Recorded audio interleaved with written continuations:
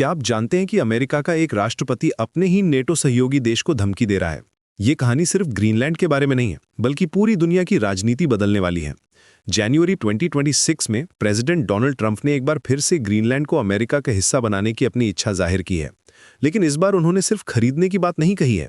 दी Atlantic magazine के साथ एक इंटरव्यू में ट्रंप ने कहा था, हमें ग्रीनलैंड की जरूरत है, बिल्कुल, हमें इसकी जरूरत डिफेंस के लिए है।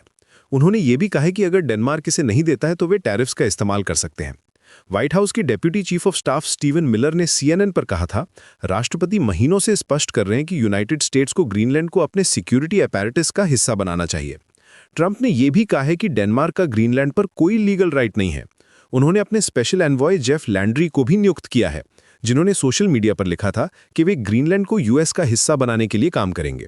व्हाइट हाउस ने यह भी कंफर्म किया है कि वे ग्रीनलैंड को हासिल करने के लिए अ रेंज ऑफ ऑप्शंस पर विचार कर रहे हैं, जिसमें मिलिट्री फोर्स भी शामिल है।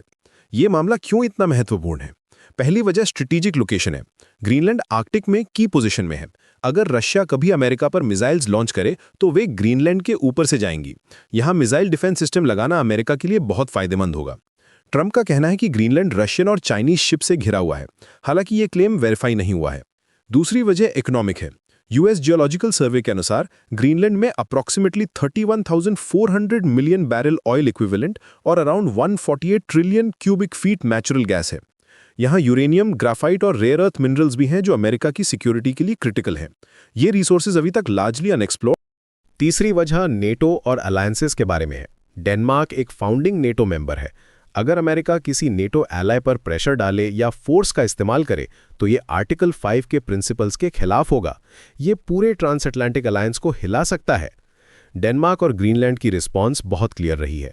Danish prime minister Mette Frederiksen ने संडे को एक स्टेटमेंट जारी करके कहा था, US को ग्रीनलैंड को टेक ओवर करने की बात करना बिल्कुल नॉनसेंस है। US का डैनिश किंगडम के 3 कंट्रीज में से किसी को भी एनेक्स करने का कोई राइट नहीं है। उन्होंने ये भी कहा कि अगर US किसी नेटो कंट्री पर मिलिटरीली अटैक करे तो सब कुछ रुक जाएगा, नेटो भी और सेकेंड वर्ल्ड वॉर के बाद से एस्टैब्लिश हुई सिक्योरिटी भी। ग्रीनलैंड के prime minister gents Frederick Nielsen ने ट्रंप के कमेंट्स को डिसरिस्पेक्टफुल बताया।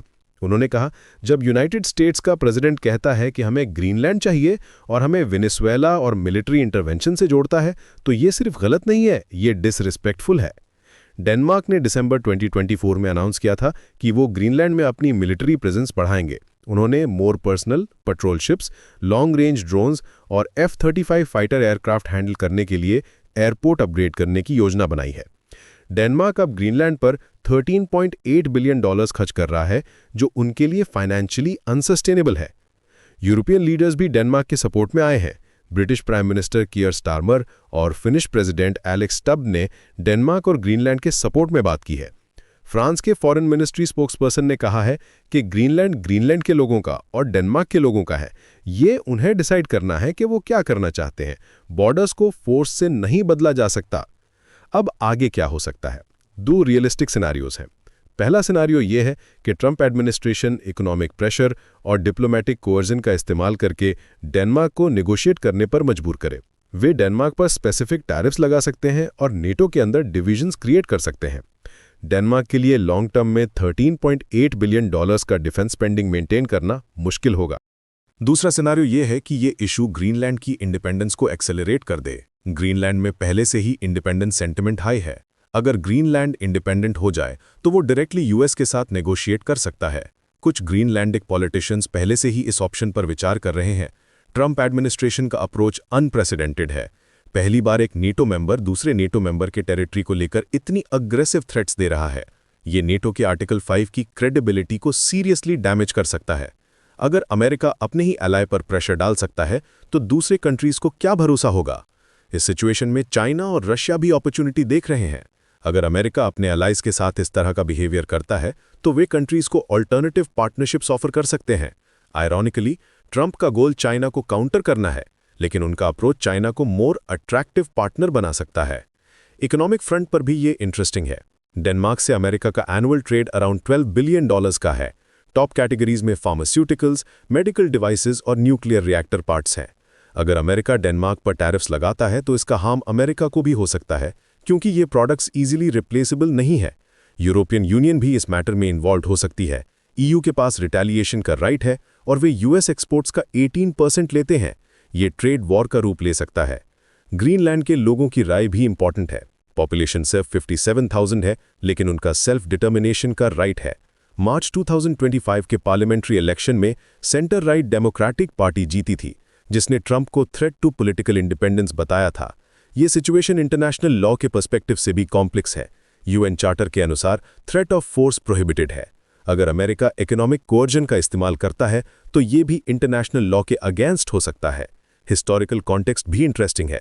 अमेरिका ने 1916 में फॉर्मली डेनमार्क के ग्रीनलैंड इंटरेस्ट्स को रिकॉग्नाइज किया था डेनिश वेस्ट इंडीज के एक्सचेंज में, जो बाद में यूएस वर्जिन आइलैंड्स बने। अब ट्रंप उसी एग्रीमेंट को क्वेश्चन कर रहे हैं। ये क्राइसिस नेटो के फ्यूचर के लिए एग्जिस्टेंशियल थ्रेट बन सकती है। अगर अमेरिका सक्सेसफुली ग्रीनलैंड को अक्वायर कर लेता है तो ये प्रेसिडेंट सेट करेगा कि पावरफुल कंट्रीज अपने एलाइज पर भी प्रेशर डाल सकते हैं। ये अलायंस सिस्टम की फाउंडेशन को हिला देगा। डेनमार्क की स्ट्रैटेजी अब चेंज हो गई है। पहले वे इस इशू को लो प्रोफाइल रखना चाहते थे, लेकिन अब वो एक्टिवली कंसर्न रेज कर रहे हैं। वे इंटरनेशनल कम्युनिटी में सपोर्ट बिल्ड कर रहे हैं और अमेरिका के एक्शंस के कॉन्सिक्वेंसेस हाईलाइट कर रहे हैं। ट्रंप की एडवाइजर्स के बीच भी मिक्स्ड सिग्नल्स हैं। कुछ रिपोर्ट्स के अनुसार secretary of state Marco Rubio negotiated outcome prefer करते हैं, जबकि दूसरे officials more aggressive approach support करते हैं। ये सिचुएशन डेवलपिंग है और हर दिन नए डेवलपमेंट्स हो रहे हैं। जनवरी 8 को ट्रंप के एडवाइजर्स ने व्हाइट हाउस में डेनमार्क और ग्रीनलैंड के एनवॉयस से मीटिंग की थी। Secretary of state Marco Rubio का भी डैनिश ऑफिशियल्स के साथ मीटिंग शेड्यूल्ड है। वॉच टिल द एंड और कमेंट करें ग्रीनलैंड अगर आप पार्ट 2 चाहते हैं। ये एक डेवलपिंग स्टोरी है। Always check multiple reputable sources.